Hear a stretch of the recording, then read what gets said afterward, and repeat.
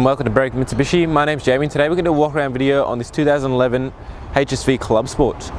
As you can see from the front of the car, barely any marks at all. You do have stone chips here and there, but for 2011 nothing inconsistent. As you can see, we have the iconic HSV badge with that carbon fibre look behind the symbol. Also have the daytime running lights down the bottom, and then just next to that we have the fog lights as well.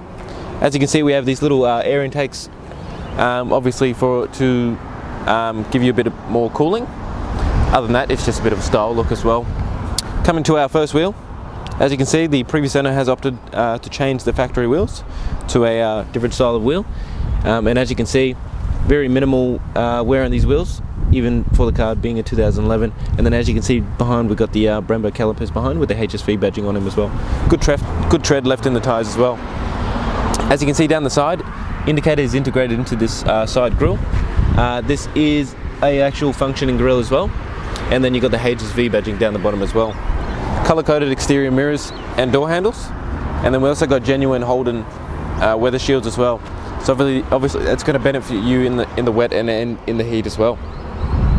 Coming down the bottom here, looking at the two doors, as you can see, very minimal wear on the doors as well. You got this. That's probably the most obvious marquee out of any of them on the car. Other than that, it does present in good condition, and as you can see, we have our Clubsport badging down the bottom as well. Just to let everyone know that it's not a normal wagon, you are driving something special, HSV Clubsport. We'll come and look at our second wheel. As you can see, just like the first one, pretty much the exact same condition. Again, you got the Brembo calipers in the back as well, and again, this tyre still, I believe that's pretty much a brand new tyre on the back as well. Coming around to the back of the car now. As you can see, this car has had the Walkaround 317 kilowatt package. So that's why you have the Walkaround on the 317 as well. And you got the R8 badging as well. And then as you can see, we also have the twin Walkaround exhaust as well, just to go with the whole package. We'll open up the back.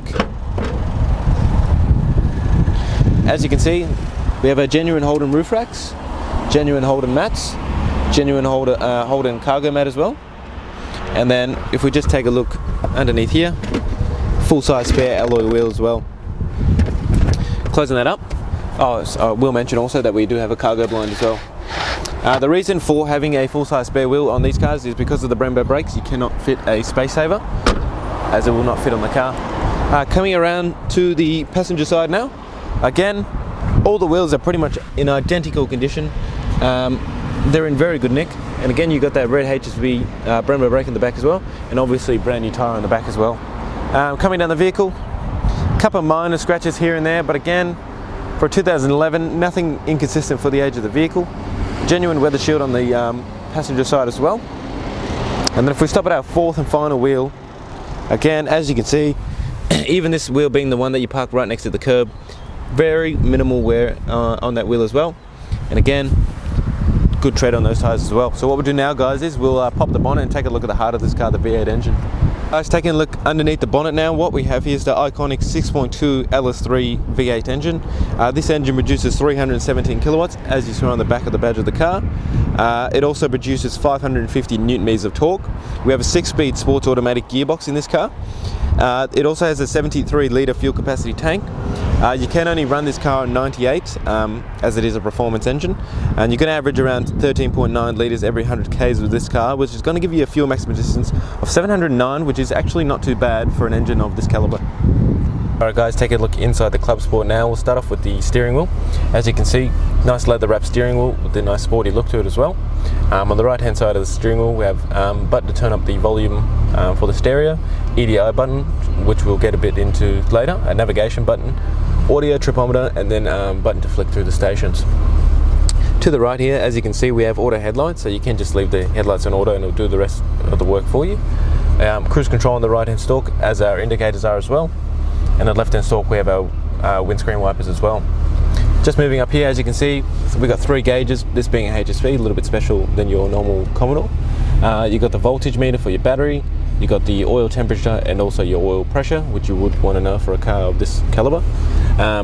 As I'll quickly show through here, nice touchscreen display. Just show you that it is touchscreen, so you can flick through the stations. This also has satellite navigation, which I'll show you right there. Has a nice display reverse camera as well.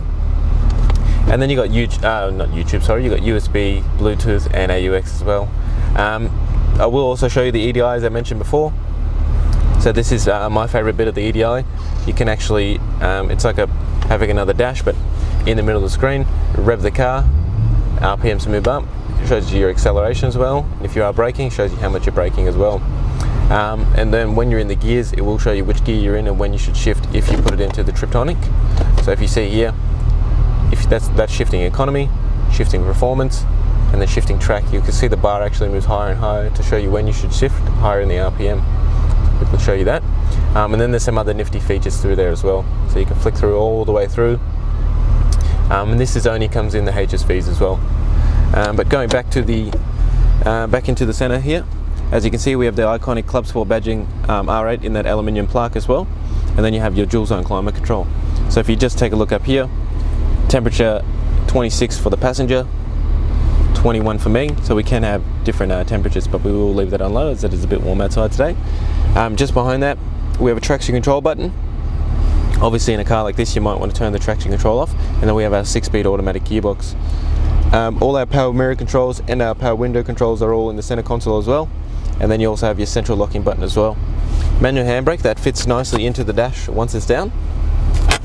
And then if you're taking a look inside the center console, as I was saying before, AUX USB, and also we have a 12-volt socket in there as well.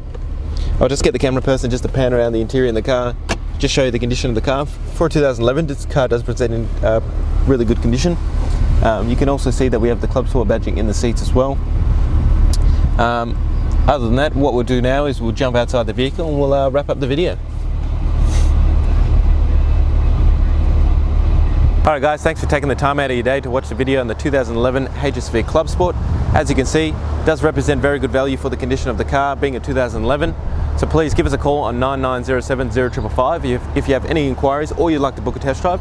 And then while you're on our website looking at the car or looking at the video, check out our Google reviews as well. We do have a 4.8 star rating with over 700 Google reviews. So please give us a call on 9907 0555 and we'd love to earn your business. Thanks for watching.